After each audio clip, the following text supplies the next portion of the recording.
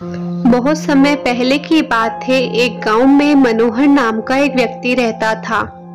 वो गांव में रहकर ही छोटा मोटा काम करके अपना जीवन यापन करता। मनोहर भगवान पर बहुत विश्वास रखता था। गांव में जब भी किसी के साथ कुछ अच्छा होता तो वो मंदिर जाकर भगवान से हमेशा उस चीज के लिए धन्यवाद बोलता। लेकिन गांव में जब किसी के साथ कुछ बुरा होता तो वो भगवान के सामने जाकर उनसे सवाल करने लगता। सवाल करने के बाद वो अक्सर ये बोलता कि भगवान आपने उनके साथ अच्छा नहीं किया। अगर आपकी जगह मैं होता तो सब कुछ ठीक कर देता। मनोहर के सवाल करने की इस आदत से तंग आकर एक दिन भगवान उसके सामने प्रकट हो गए। उन्हें देखकर मनोहर आश्चर्य से भर गया। भगवान बोले, मनोहर तुम हमेशा किसी का बुरा होने पर मेरे पास आकर मुझसे सवाल करने लगते हो और ये सोचते हो कि अगर तुम मेरी जगह होते तो सब कुछ सही होता। जैसा तुम सोचते हो ये सब उतना आसान नहीं है। मुझे हर किसी के लिए सही व्यवस्था करनी पड़ती है।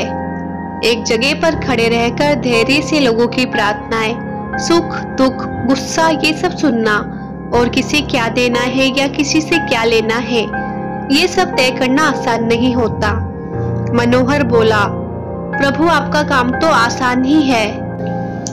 आपकी तरह मैं भी दिन भर धैर्य के साथ एक जगह पर खड़े रहकर ये सब काम कर सकता हूँ। मनोहर की बात सुनकर भगवान बोले, ठीक है, अगर तुम्हें लगता है कि तुम ये सब कर पाओगे तो आज पूरे दिन मेरी जगह खड़े रहकर तुम मेरी जिंदगी जियो। लेकिन एक बात ध्यान रखना, मंदिर में हर कोई अपनी इच्छा के अनुसार कुछ ना कुछ मांगेगा। कुछ अच्छा बोलेंगे तो कुछ बुरा बोलेंगे। तुम्हें बस उनकी बातें सुननी है और धैर्य के साथ अपनी जगह पर चुपचाप खड़े रहना और अपनी तरफ से कुछ नहीं करना है। मनोहर मान गया और एक दिन के लिए वो भगवान की जगह पर खड़ा हो गया। थोड़ी देर बाद गांव का एक धनी व्यक्ति मंदिर में आया और भगवान से बोला, प्रभु मैं अपना कारोबार दूसरे गांव में भी करने जा रहा हूँ। आप मुझ पर अपना आशीर्वाद बनाए रखना। प्रार्थना पूरी करने के बाद जब वो धनी व्यक्ति भगवान के पैर छूने के लिए नीचे झुका तो उसकी जेब से पैसों की एक गड्डी गिर गई। उसने उस पर ध्यान नहीं दिया और चला गया। भगवान की जगह पर खड़ा मनोहर ये सब देख रहा था। उसने सोचा कि उसे पैसे गिरने की बात बता देनी चाहिए, लेकिन शर्त के अनुसार उसने ऐसा करना उचित नहीं समझा। उसके जाने के तुरंत बाद मंदिर में एक गरीब व्यक्ति आया और उसने भगवान से कहा, प्रभु गरीबी के कारण मेरे परिवार को 2 वक्त की रोटी भी मिलना बहुत मुश्किल हो गई है और ऐसे में मेरी माँ भी बीमार हो गई है। उसके इलाज के लिए भी मेरे पास पैसे नहीं है। प्रभु मेरी मदद करिए। ऐसा कहकर जब वो गरीब व्यक्ति भगवान के चरण छूने लगा तो उसकी नजर उन गिरे हुए पैसों पर पड़ी और भगवान का आशीर्वाद समझकर उसने वो रख लिए। मनोहर इस बार भी कुछ नहीं बोला और उसने गरीब व्यक्ति को वो पैसे ले जाने दिए। थोड़ी देर बाद मंदिर में एक व्यापारी आया जो कि समुद्र के रास्ते अपना व्यापार किया करता था। भगवान के पास आकर वो बोला, प्रभु व्यापार की वजह से मैं 1 महीने के लिए समुद्री यात्रा पर जा रहा हूँ। मेरी गैरहाजिरी में आप मेरे परिवार का ध्यान रखना और मेरी यात्रा को भी सुरक्षित बनाना। वो व्यापारी जैसे ही प्रार्थना पूरी करके मंदिर से निकलने लगा, इतने में वो धनी व्यक्ति पुलिस लेकर मंदिर में आ गया और उस व्यापारी की तरफ इशारा करते हुए बोला, मेरे बाद इस मंदिर में यही आया है और मेरे पैसों की गड्डी इसने ही मिली होगी। आप इससे पूछताछ करिए।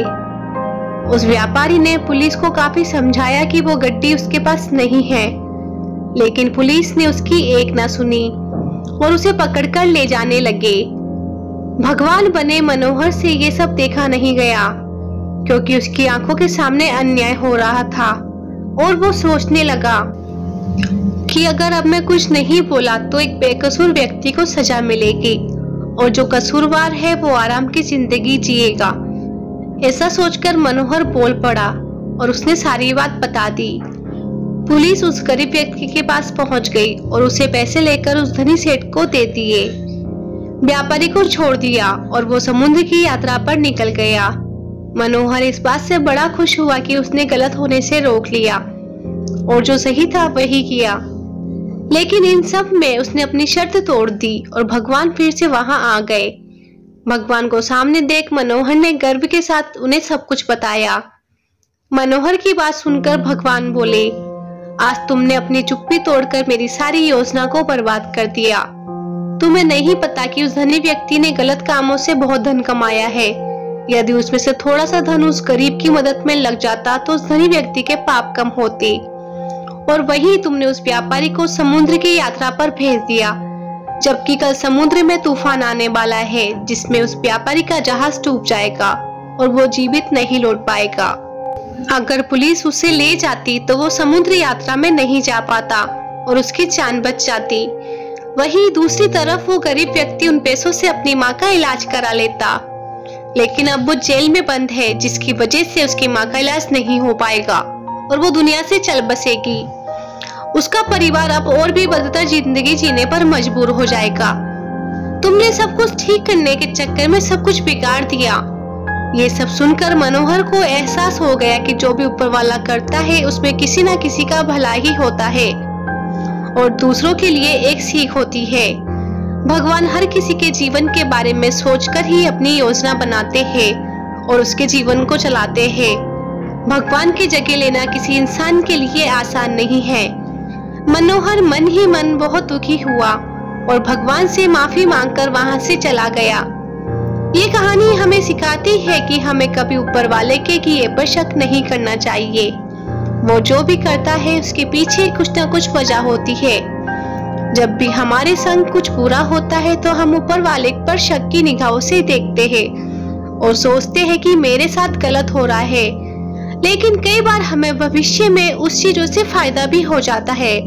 तो दोस्तों, ये थी हमारी आज की कहानी। अगर आप लोगों को ये वीडियो पसंद आई है तो आप इसे लाइक कर सकते हैं, शेयर कर सकते हैं और ऐसी वीडियोस रोज देखने के लिए आप हमारे चैनल लाइफ लेसन स्टोरीज को सब्सक्राइब कर सकते हैं।